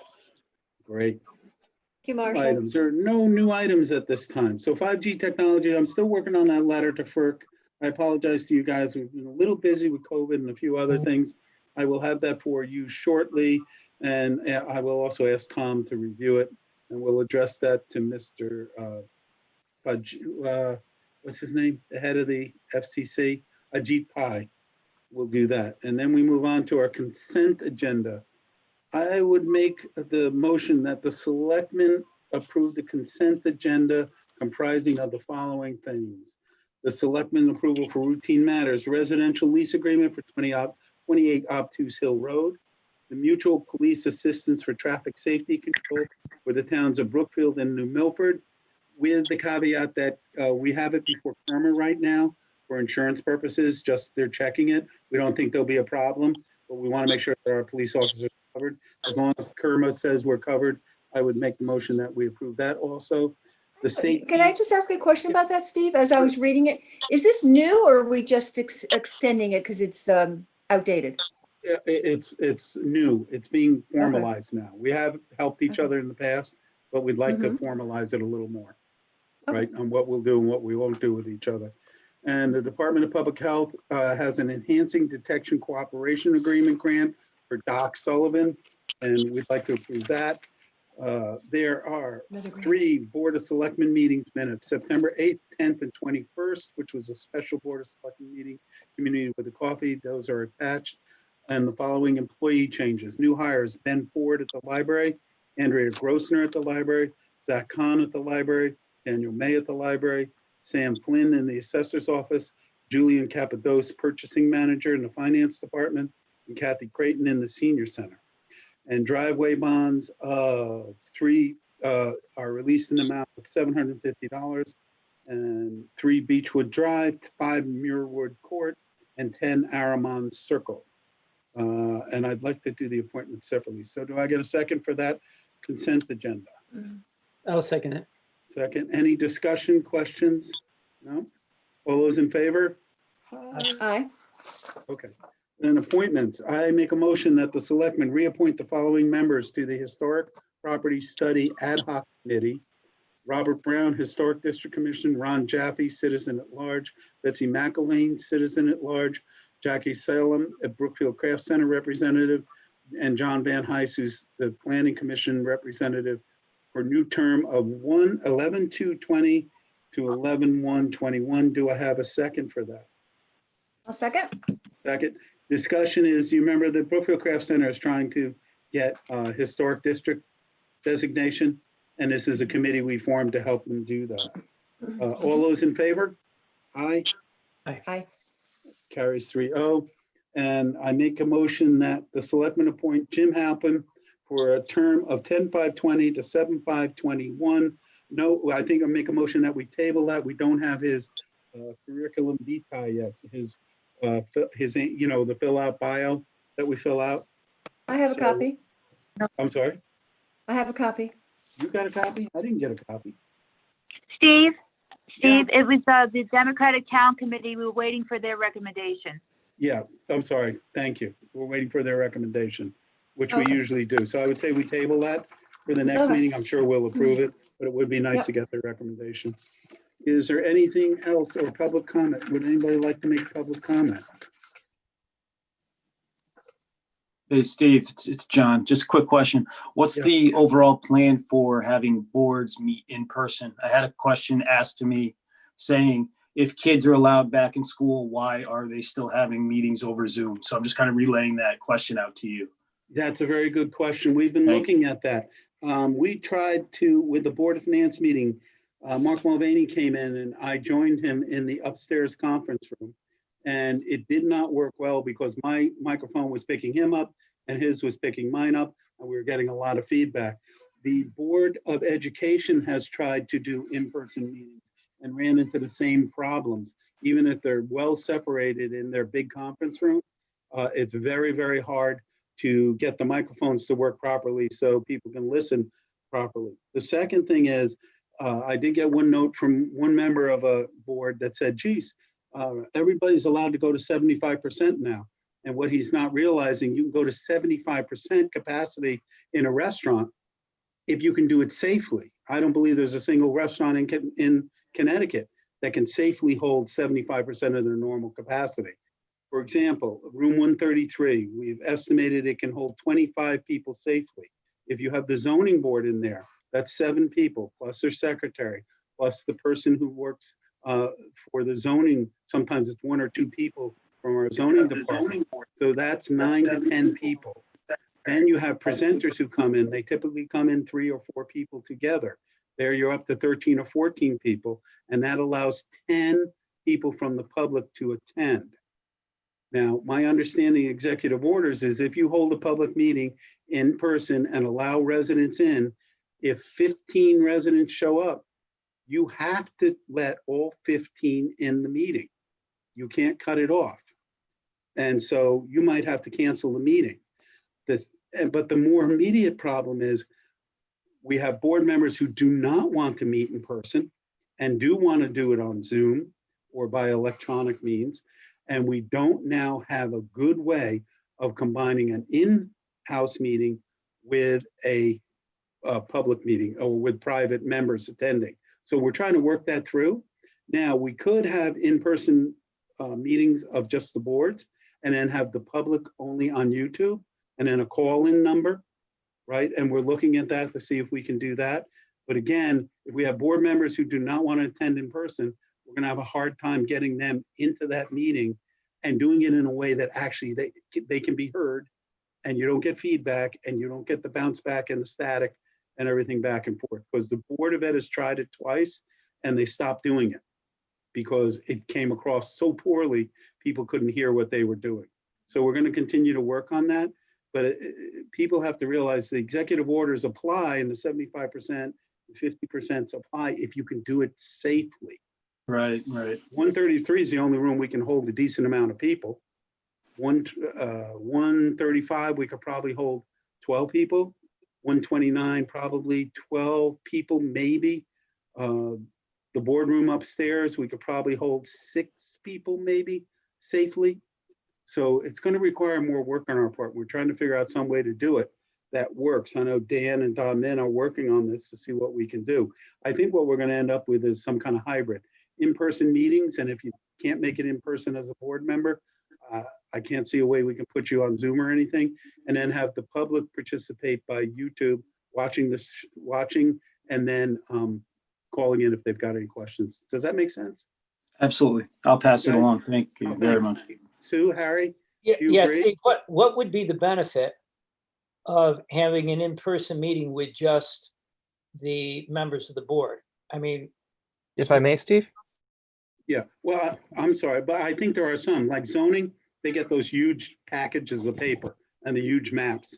Might be a little easier for them rather than getting this stuff at home and going through a ream of Okay. paper, okay, right? I think inland wetlands is the same, but Yeah. a lot of the boards don't have tons of paperwork they're going through, yeah, okay. right? Did someone there's- want to make a comment? Yes, Steve, actually, I wanted to let you guys know, when the coronavirus first started, one of the first meetings we had was the 3 of you in the room for the emergency closure notice. We did Right. that where the 3 of you were in the room. We had the conference phone for people to call in through Zoom that way to have public comment still. Yeah, we can work that out. It's just the both having people in, residents in, and board members in, it's going to be very difficult. And if some board members want to not attend, that's going to be difficult too. Does that I make sense? believe it was one of our meetings. I don't know if it was the, coffee meeting, but we were going to reach out to the chairman of the boards and commissions and give them the option and see what they're, because I Yeah. know I'm ex officio of several that people don't go to them. So if you could put, 6 or 8 Yeah. of us in a room, it would be fine. Yeah. Okay, let's Assuming that the continue to board talk about wants it. to. So we're working on a structure to do that so we can send it out to all the boards. So we have a similarity in purpose and structure. And I'd like to have meetings in person sooner rather than later, but we just have to do it safely. And I know Tom Beecher's dying to get into an in-person meeting. He loves that.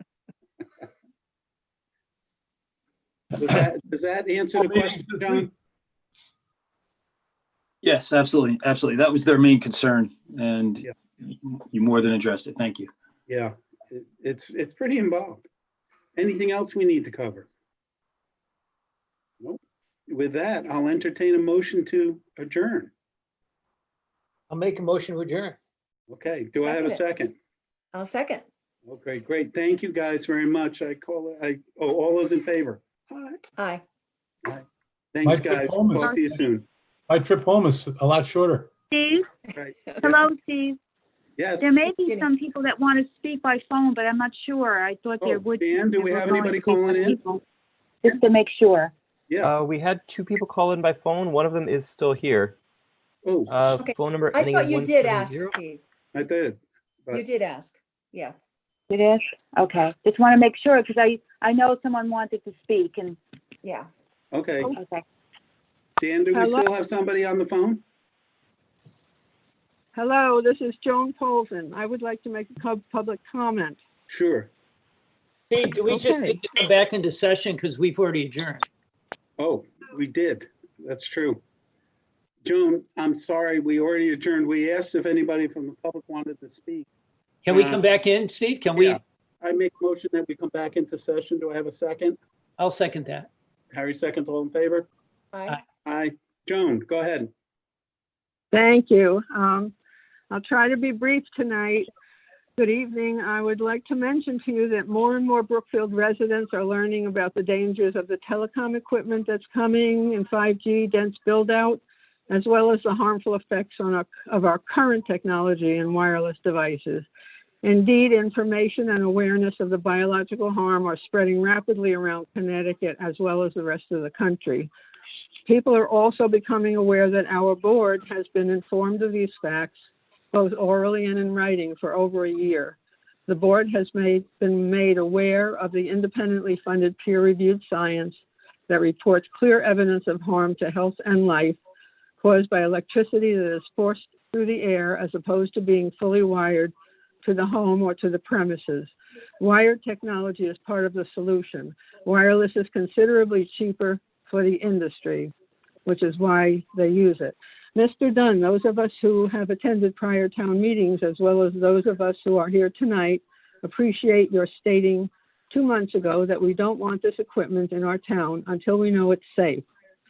Public health and safety are frequently mentioned in many other contexts as being primary concerns of the board.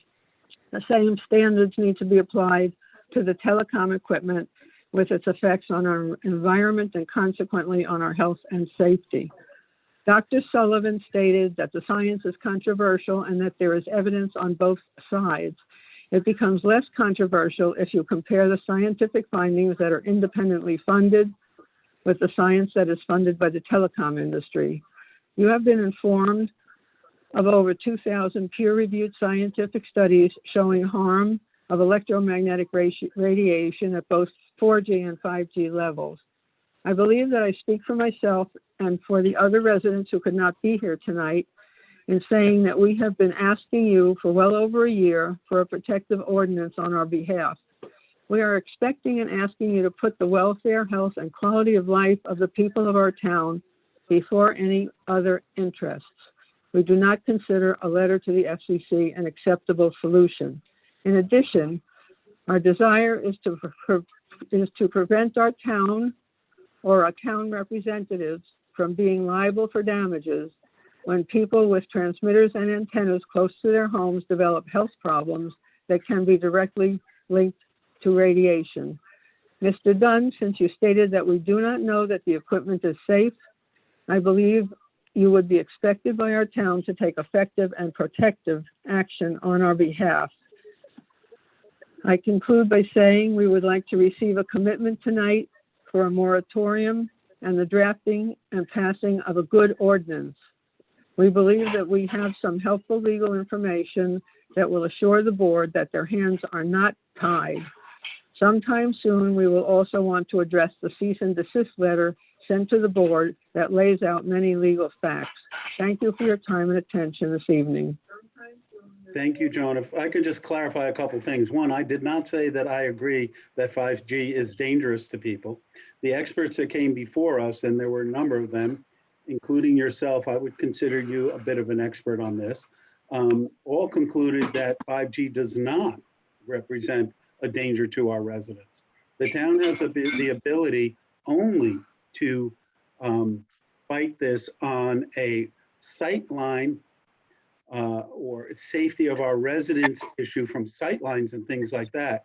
And I repeat that the argument that you have is not with the town, it is with the FCC. And we agreed as a board that we would agree to ask the FCC to follow their own rules in ruling on 5G, which they did not follow. That is what we said in our Board of Selectmen meeting, and that's what we agreed to do, and that's what I will do. I do not support creating a moratorium in town because it will not be effective, and I do not believe in spending money on promulgating laws that will have no teeth. Creating a moratorium in town will do nothing to stop 5G, but it will cost the town money to do it. I don't see a good purpose to that. Whether you agree. Can I ask a question? What rule of the FCC are you talking about? Joan, you get to make public comment. Now I'm making public comment. This is not a back and forth. It's not. You get to make public comment. I'm addressing your public comment and clarifying some things, but we're not going to get into a back and forth and discussion on this. I will write the Well, letter. can you clarify the rule you referred to? The FCC rule that they're not following? I've read in a number of articles that the FCC fast-tracked the approval of 5G through their system without following all their usual rules. I don't know the details of them, but I did read that, and I've heard that from different sources. And I think the FCC should follow their own rules whenever they're approving any new technology. And that's what we agreed we would send a letter on. That's the only thing that we did. The preponderance of evidence we've gotten so far leans against your assertion that 5G is dangerous to people. And we've had some very, very smart people, including our director of public health, look at this and say, he does not believe that this constitutes risk to the public health of the people of Brookfield. You were at all the presentations. I don't need to go through all of them. In fact, we just got another opinion from our planning commission, who had a gentleman named Alan Walp look at this, and they also concluded that this does not constitute a danger to the residents of Brookfield, and that they approve the installation of 5G networks in Brookfield. So the preponderance of evidence that we can find that is reliable and is also verifiable by third parties does not suggest that 5G is dangerous to people. It just doesn't. So we will write the letter, but that's as far as I'm willing to go. Harry, Sue, do you have a comment on that? Not at this point, no, not during public comment. I usually make it a point not to comment on public comment till I have time to digest it and then come back with a well thought out answer. Okay, Sue, do you want to say anything? I just want to add, I thought the letter was also going to go to our senators, congressmen. Yeah, yes, that's true. I'll clarify that. Okay. Is there anybody else who would like to make public comment? Nobody else, Dan? You have anybody else on? We had one other caller earlier, but no, Joan's the only one in with us right now. Okay, well, Joan, thank you for joining us. With that, I'll entertain a second motion to adjourn. Do I have a second? I'm looking at a second motion to adjourn. Thank you. All in favor? Aye. Okay. Did you make it and you seconded it? Harry, Yes. Harry made the motion. You're going to second. Oh, I'm seconding it. Okay, I'll second it. Yep. All in favor? Aye. Aye. Thank you, guys. Talk to you soon.